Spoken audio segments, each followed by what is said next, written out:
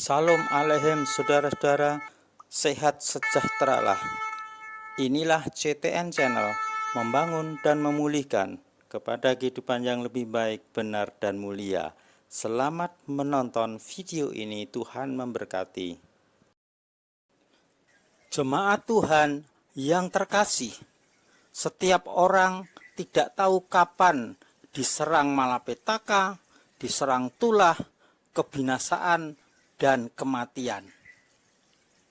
Terus, apakah ada benteng yang bisa menahan dari serangan itu semua, supaya orang itu beroleh keselamatan dan umur panjang? Ada banyak cara ditawarkan untuk beroleh keselamatan, umur panjang, kesehatan, kebahagiaan, dan kesejahteraan. Ada yang menawarkan berasal dari dunia sains, dunia pendidikan dan pengetahuan, menawarkan itu.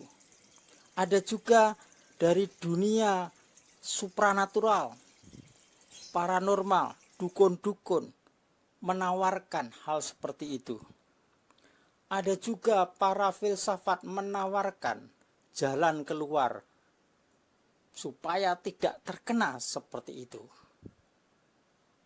Dan juga Tuhan Sang Pencipta langit dan bumi juga menyediakan jalan untuk hal-hal tersebut. Setiap orang tinggal memilih mana yang dikehendakinya. Dan tentunya sebelum memilih harus melihat dulu mana yang sifatnya kekal, mana yang sifatnya itu betul-betul janji yang digenapi, atau hanya janji omong kosong untuk menarik orang-orang menjadi pengikutnya.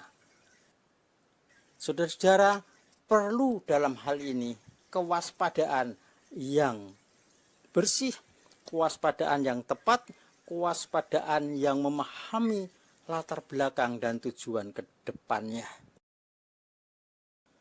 Dari berbagai sumber yang menawarkan keselamatan, umur panjang, kebahagiaan, dan kesejahteraan tadi, saudara, saya akan menyediakan satu kesempatan untuk setiap orang memilih, dan saya menyampaikan satu, yaitu yang bersumber dari Tuhan Sang Pencipta langit dan bumi, atau dari kitab suci dengan terjemahan yang benar, atau menurut firman Tuhan.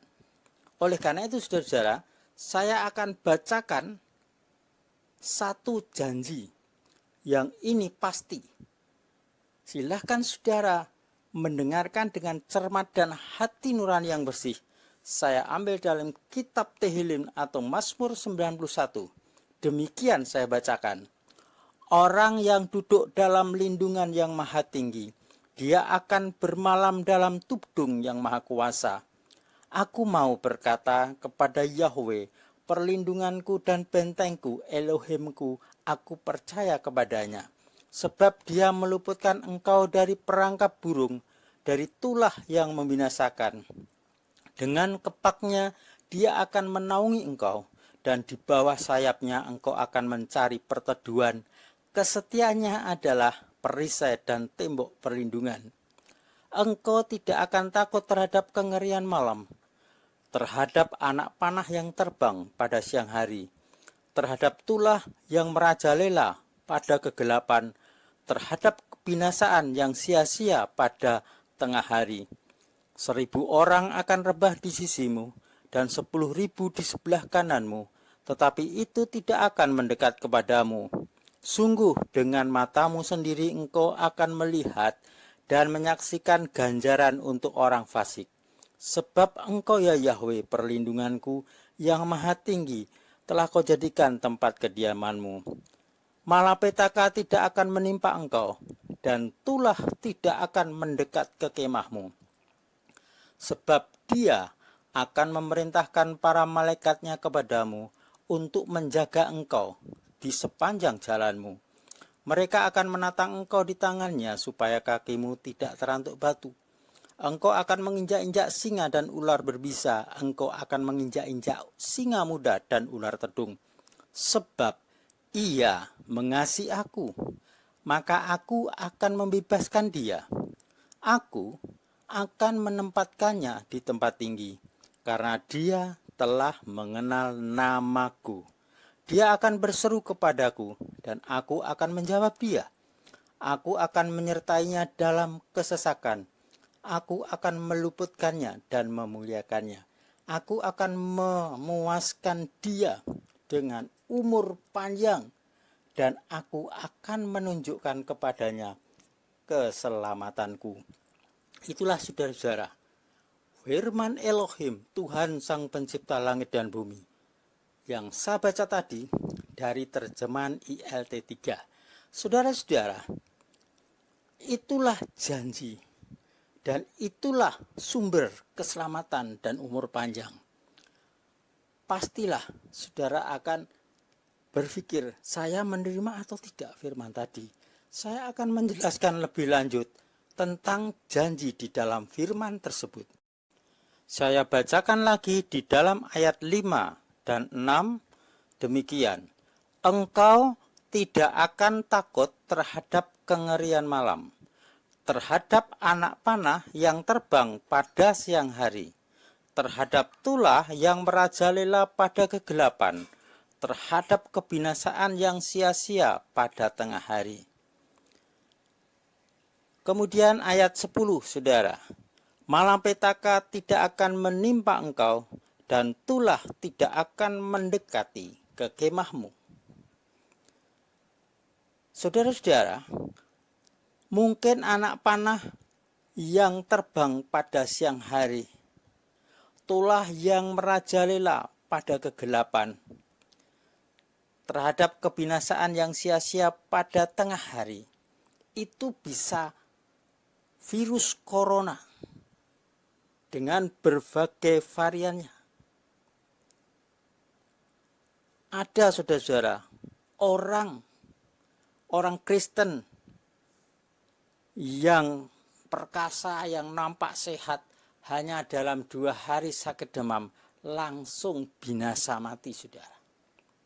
Loh kok bisa? Kan dia orang Kristen, punya kitab suci, juga ayat Mazmur ini. Kok bisa? Saudara, nanti akan saya jelaskan lebih jauh lagi.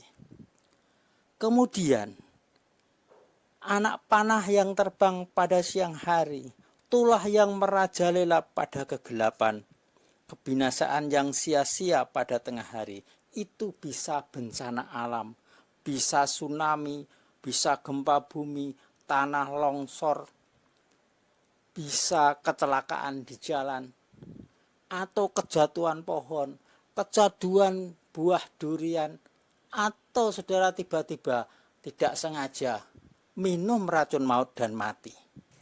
Saudara-saudara, itu semua terjadi bisa. Dan yang tidak kelihatan, saudara-saudara, adalah santet dari pedukunan. Sewaktu-waktu tidak terlihat, bisa siang hari, bisa malam hari, bisa menyentuh seseorang dan akhirnya mati. Jadi banyak yang terjadi di dalam dunia kegelapan. Panah-panah api itu mencari orang-orang yang siap dibinasakan. Oleh sebab itu, saudara-saudara, firman Tuhan ini menyatakan demikian. Suatu janji kekal yang dijanjikan oleh Tuhan semesta alam, Elohim Yahweh, adalah di dalam ayat 10, 11, ayat 15 dan 16 demikian, saudara. Malapetaka tidak akan menimpa engkau. Artinya apa, saudara? Selamat umur panjang. Dan tulah tidak akan mendekati kemahmu. Berarti apa, saudara? Virus, tulah yang lain, wabah yang lain tidak akan mendekat ke kemah kita. Itu janjinya.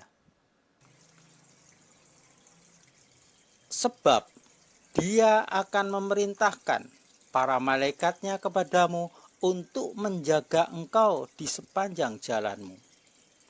Luar biasa, saudara. Janji dari Tuhan semesta alam adalah mengutus malaikatnya menjagai kita di sepanjang jalan kita. Berarti apa?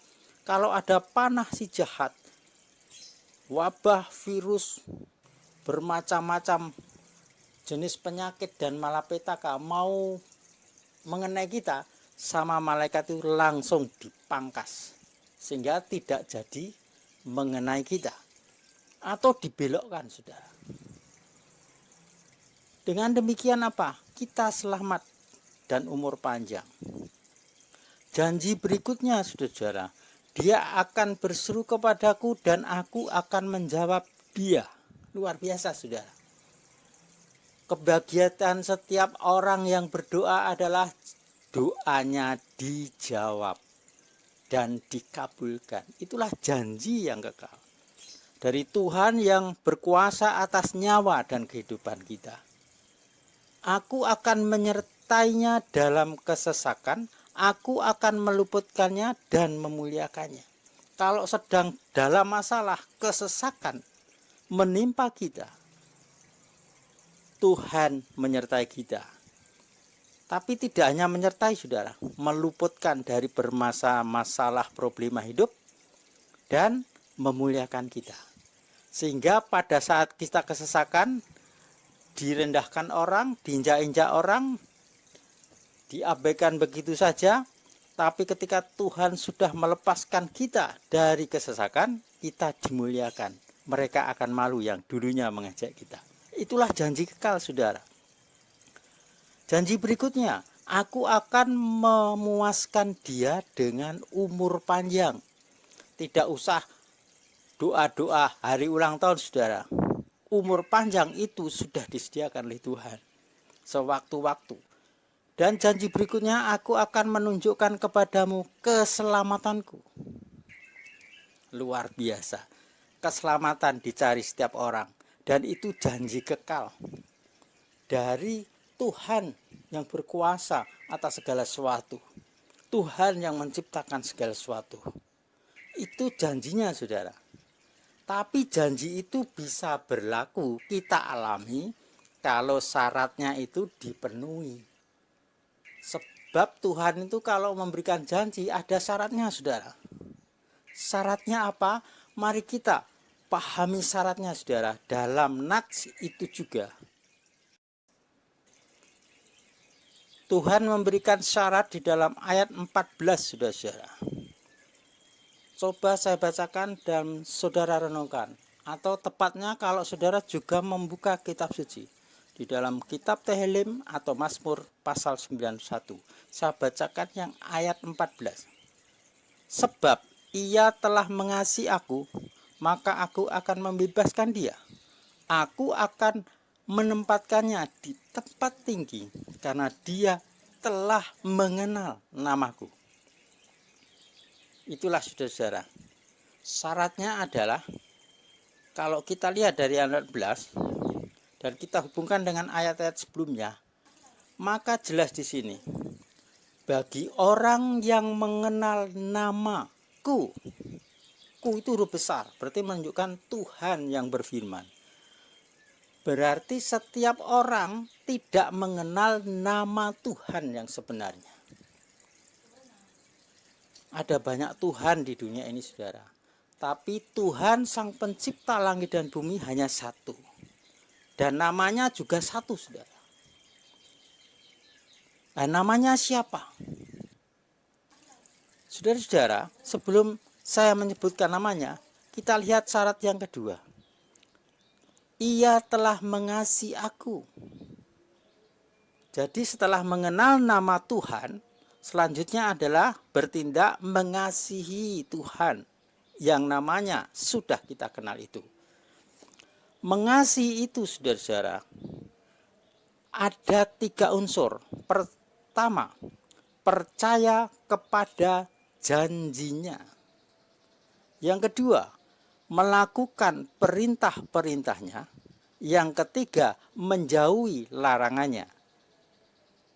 Itu 3 hal kunci langkah selamat dan umur panjang. Tidak terkena malapetaka, dan tulah. Dengan demikian saudara, orang yang sudah mengenal nama Tuhan secara benar, mengasihi dalam arti percaya pada janjinya. Janjinya apa saudara? Seperti yang saya sampaikan tadi. Terus melakukan perintahnya. Apa yang diminta saudara?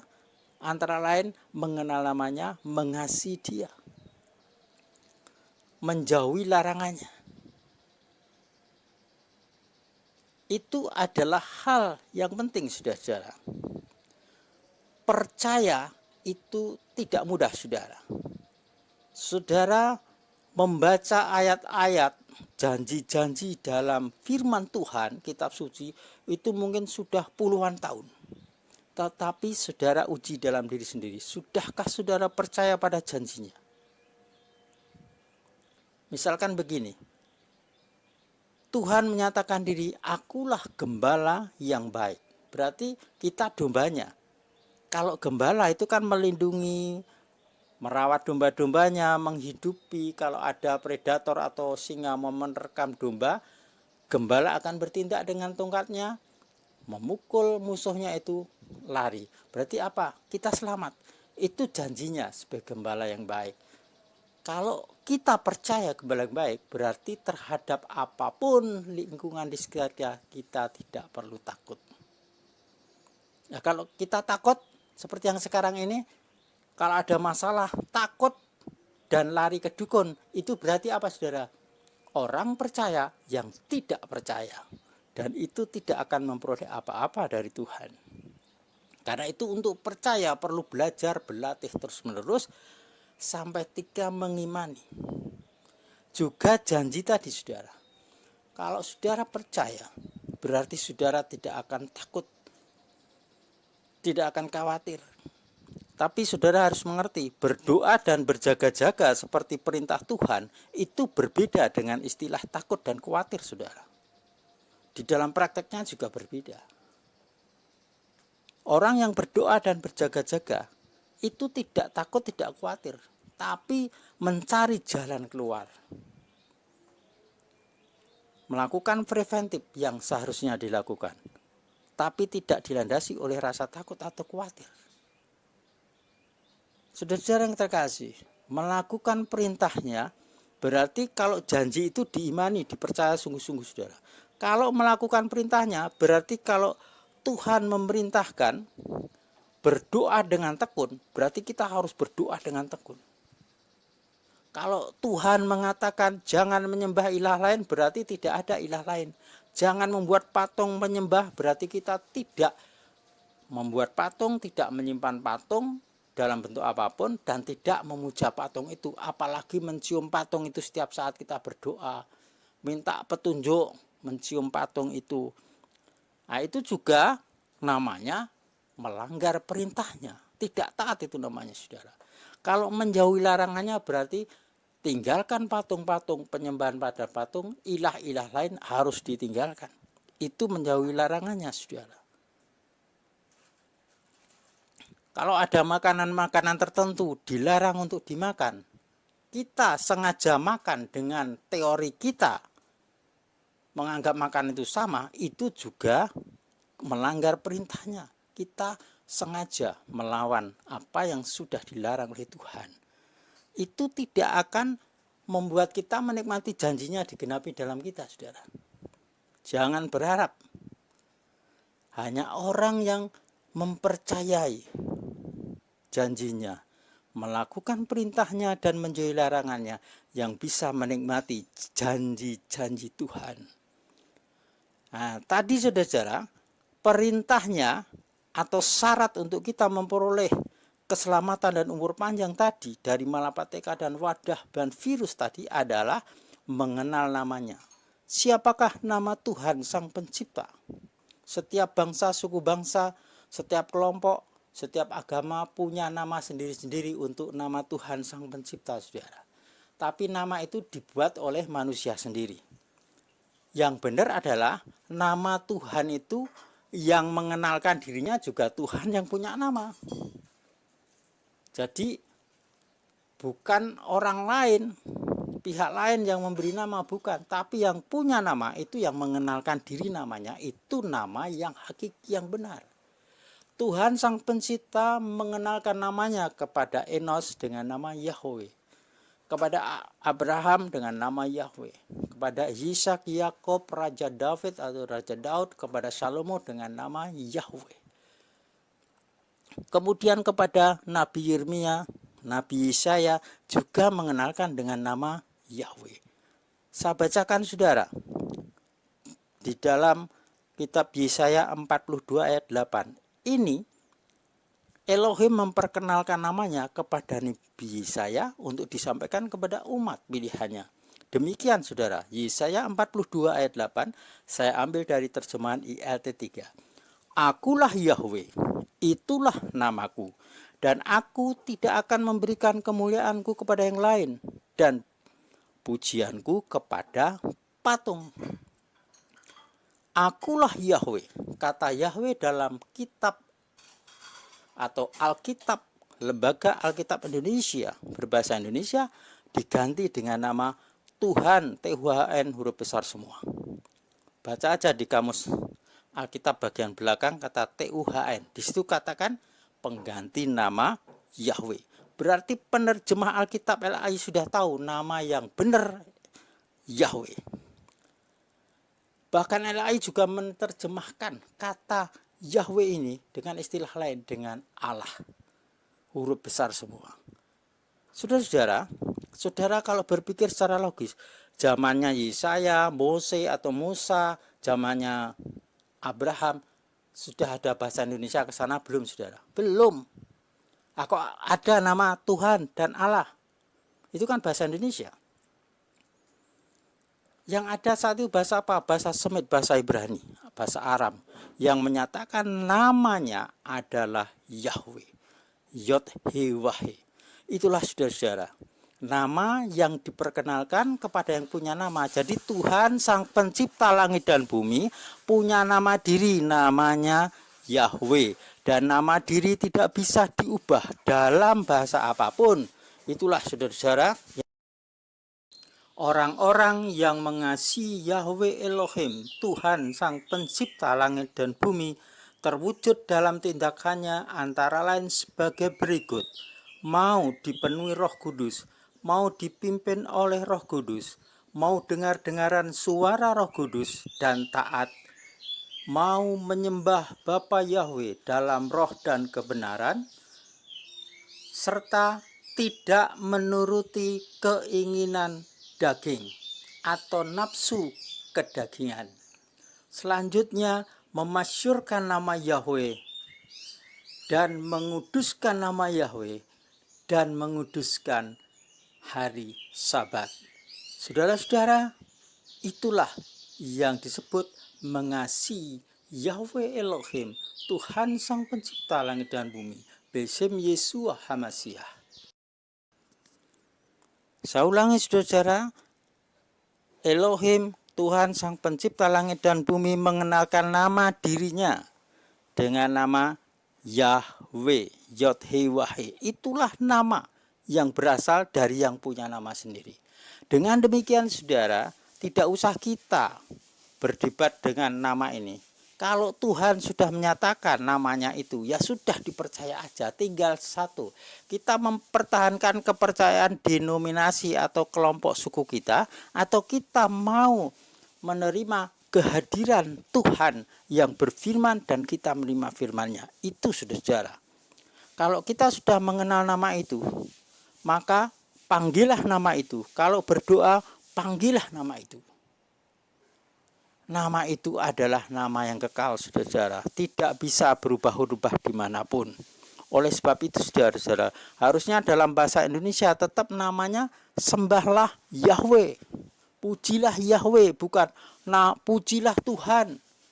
Sembahlah Tuhan, bukan. Tuhan bukan nama, saudara.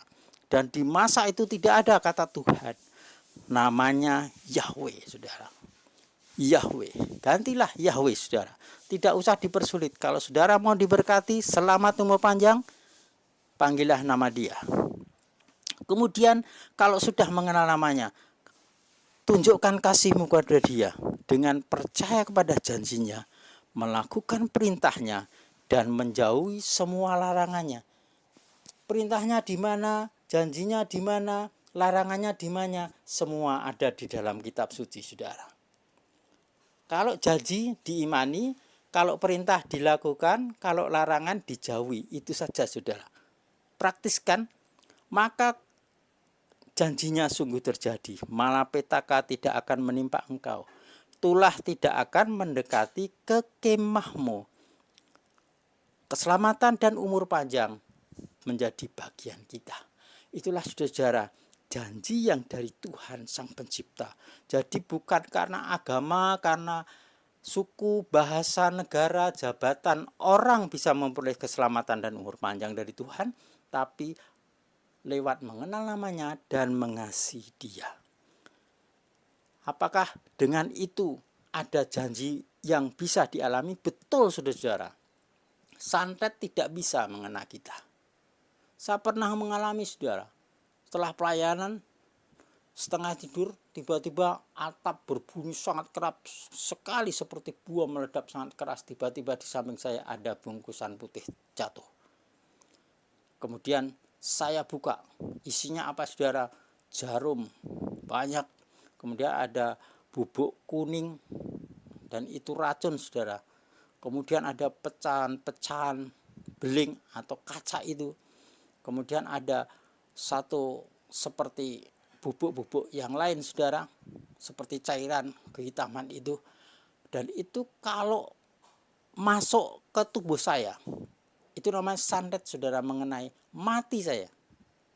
Mesti perut saya diacak-acak, kalau tidak sampai ke perut jantung, saudara. Itulah santet yang membuat orang mati. Tetapi karena malaikat Elohim tadi menjagai saya, sehingga apa? Tidak mengenai saya. Jadi itulah janjinya, saudara. Semua malapetaka tidak akan menembak kita. Tulah tidak akan mendekat kemah kita. Tadi dikatakan 1000 rebah di sebelah kiri, 10.000 sebelah kanan. Kita menyaksikan hukuman terhadap orang fasik. Saudara, sekarang ini juga, saudara, sekitar kita banyak yang bergelimpangan kena malapetaka, bahkan ada yang mati. Itu membuat kita khawatir, takut, saudara. Mungkin sewaktu-waktu mengenai gitu ya. Itu ketakutannya, kekhawatirannya. Tetapi janji Tuhan tadi, ada yang 1000 sebelah kiri, 10.000 sebelah kanan rebah. Kita tidak. Karena apa? Dijagai malaikat. Itulah janji yang kekal, saudara. Dan itu terbukti kalau kita melakukan syaratnya. Ayat 14, yaitu mau mengenal namanya, mau mengasihi dia. Syaratnya cuma 2, saudara. Saudara melakukan itu akan beroleh janji. Tuhan juga berjanji di dalam Markus 16 itu, saudara. Tanda orang percaya mengusir setan, roh jahat demi nama Yesus. Kemudian kalau terpaksa minum, makan sesuatu yang membawa kematian, maut, kita tidak maut, saudara. Kita tidak celaka. Saya juga pernah mengalami 10 orang makan bersama dari hidangan sama prasmanan. Yang 9 orang 1 jam setelah makan bergelimpangan bawa ke rumah sakit karena keracunan. Saya tidak apa-apa. Itu janji dari Tuhan, saudara. Itu membuktikan apa? Kita sungguh diberi keselamatan dan umur panjang. Oleh sebab itu, saudara, mari kita kembali kepada firman Tuhan. Ikuti cara Tuhan. Sebab kalau cara manusia banyak, saudara. Tetapi cara yang dari Tuhan itu terbukti. Sehingga panah si jahat pun tidak bisa mendekat kepada kita. Tidak bisa mengenai kita. Jadi tidak setiap orang yang memanggil nama Yahweh terus tidak kena santet, saudara. Tidak kena tulah. Oh tidak, bukan itu, saudara. Tapi kalau hanya memanggil nama Yahweh, tidak mengasihi dia, sama saja, saudara. Syaratnya harus 2, saudara. Mengenal namanya dan mengasihi dia. Jadi 2 hal itu satu paket, saudara. Jadi jaminannya adalah mengenal nama dia, mengasihi dia. Itulah yang diminta, mengasihi dia. Kalau orang sudah memanggil nama Yahweh misalkan, tapi kalau ada masalah masih kedukun, kemudian masih minta petunjuk-petunjuk paranormal untuk masalahnya, itu namanya melecehkan nama Yahweh. Itu sama saja memanggil nama Yahweh dengan sembarangan. Artinya pribadi Yahweh yang harusnya kudus menjadi tidak kudus karena perilaku kita. Sudah mengenal Yahweh, memanggil nama Yahweh, tapi masih mengedarkan narkoba, itu juga tidak memenuhi syarat ini, saudara. Jadi yang mengenal nama Yahweh harus menguduskan nama Yahweh. Menguduskan nama Yahweh adalah mengasihi Dia. Memuji, menyembah Yahweh, percaya, itu adalah mengasihi. Saudara-saudara yang terkasih, berkat ini untuk saudara. Mari kembali kepada kitab suci. Percayai janji itu, nikmati janji itu, praktekkan, saudara akan mengalami. Sebelum praktek, tidak bisa menguji. Saudara praktek mengenal namanya, mengasihi Dia, saudara akan terbukti disertai malaikat, dan saudara mengalami keselamatan umur panjang seperti yang dijanjikan tadi. Malapetaka tidak akan menimpa engkau dan tulah tidak akan mendekat ke kemahmu. Haleluya, saudara. Haleluya. Kita bersyukur untuk semua ini. Saudara, kalau saudara mau mengikuti video-video saya selanjutnya, saudara bisa ikuti di CTN Channel, @CTN Channel, saudara.